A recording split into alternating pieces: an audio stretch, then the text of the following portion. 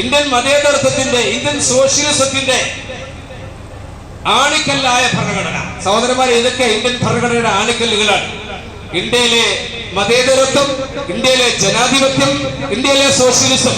ഇന്ന് ഫാസിസ്റ്റുകളുടെ ഉറക്കം കെടുത്തിക്കൊണ്ടിരിക്കുന്നത് ഈ 3 തത്വങ്ങളാണ്. യഥാർത്ഥത്തിൽ ഈ 3 ആണിക്കല്ലുകളെ ഇളക്കി കളഞ്ഞുകൊണ്ട് ഇവിടെ ഏകാധിപത്യം സ്ഥാപിക്കാനുള്ള ശ്രമമാണ് ഇന്ന് ഭരിക്കുന്ന ഫാസിസ്റ്റുകളുടെ ഭാഗത്ത് നിന്നുണ്ടായിക്കൊണ്ടിരിക്കുന്നത്. നമുക്കിത് ധൈര്യമായിട്ട് പറയാവുന്ന വിഷയമാണ്. കാരണം എന്താ, ഈ 3 ആണിക്കല്ലുകൾ ഇളക്കി മാറ്റിയാൽ ഇന്ത്യയുടെ രൂപം തന്നെ ഒന്ന് മാറിക്കിട്ടും. മറ്റൊരു ഇന്ത്യയായി ഈ ഇന്ത്യയെ പരിവർത്തിപ്പിക്കാൻ ഫാസിസ്റ്റുകൾക്ക് ലക്ഷ്യമുണ്ട്. ആ ലക്ഷ്യത്തിന്റെ പ്രയാണത്തിലാണ് അവർ നിലവിലുള്ളത്. നമ്മളൊക്കെ ഉറങ്ങിക്കിടന്നാലും അവരാരും ഉറങ്ങുന്നില്ല എന്ന് നാം ഒന്ന് മനസ്സിലാക്കുന്നത് നല്ലതാണ്. കാരണം ഇന്ത്യൻ മതേതരത്വവും, ഇന്ത്യൻ ജനാധിപത്യവും, ഇന്ത്യൻ സോഷ്യലിസവും ഇന്ന് ശക്തമായ വെല്ലുവിളി നേരിടുകയാണ്. ഈ 3 കാര്യങ്ങൾ നിങ്ങൾക്ക്.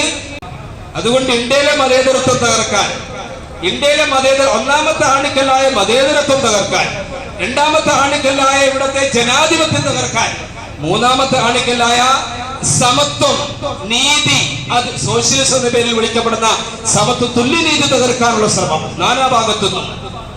ചിലപ്പോഴൊക്കെ ഭീകരവാദത്തിലൂടെ, ചിലപ്പോഴൊക്കെ നിയമത്തിന്റെ പണിതിലൂടെ, ചിലപ്പോഴൊക്കെ കോടതി വരാന്തയിലൂടെ, ചിലപ്പോഴൊക്കെ അധികാരത്തിന്റെ പിൻബലത്തിൽ ഇതിങ്ങനെ ശ്രമിച്ചുകൊണ്ട് ഇരിക്കുകയാണ്. പല ബില്ലുകളും പാസ്സാക്കി കഴിഞ്ഞു, പല ബില്ലുകളും പാസ്സാക്കാനുള്ള ശ്രമത്തിലാണ്.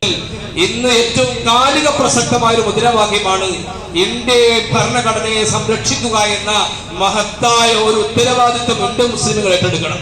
കാരണം മറ്റുള്ളവരൊക്കെ കൂടുതൽ ബാധിക്കുന്നത് നമ്മളെയാണ്.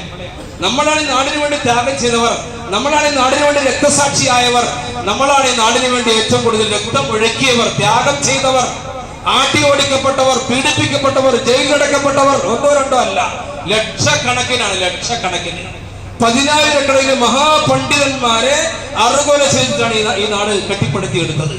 ഇന്ദിരാഗാന്ധിയുടെ, മഹാത്മാഗാന്ധിയുടെ നേതൃത്വത്തിൽ ഈ നാട് കെട്ടിപ്പടുത്തിയെടുത്തത് ആ 10,000 മുസ്ലിം പണ്ഡിതന്മാരെ അറുകൊല ചെയ്തിട്ടാണ്. നിങ്ങൾ ആലോചിക്കണം, അന്നുണ്ടായിരുന്ന ബ്രിട്ടീഷ് സാമ്രാജ്യ ശക്തികൾ, വെള്ളപ്പെട്ട ആൾക്കാർ നിഷ്കരുണം വെടിവെച്ചു കൊന്ന മുസൽമാന്റെ കണക്ക് നോക്കിയാൽ സഹോദരങ്ങളെ കണ്ണ് നിറഞ്ഞു പോകുന്ന കണക്കാണ് നമുക്ക് വായിക്കാൻ കഴിയുക.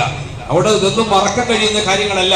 അതുകൊണ്ട് നമ്മള് കൂടുതൽ ജനാധിപത്യപരമായി നമുക്കുള്ള അവകാശങ്ങൾ, പൗരാവകാശങ്ങൾ ഹനിക്കപ്പെടുമ്പോ, ഭരണഘടന അനുവദിച്ചു തരുന്ന അവകാശങ്ങൾ ഹനിക്കപ്പെടുമ്പോ, മതസ്വാതന്ത്ര്യം ചോദ്യം ചെയ്യപ്പെടുമ്പോ, ജനാധിപത്യത്തിന്റെ ആണിക്കൽ ഇളക്കി മാറ്റാൻ ശ്രമിക്കുമ്പോൾ, സോഷ്യലിസത്തിനെതിരായി അനീതി നടപ്പാകുമ്പോ ശക്തമായി പ്രതികരിച്ച് മുമ്പോട്ട് പോയില്ലെങ്കിൽ അപകടമാണ്. ഇതൊരു വലിയ വെല്ലുവിളിയായി ഒരു പക്ഷേ ഇന്ത്യൻ മുസ്ലിം ഏറ്റെടുക്കേണ്ടി വരും.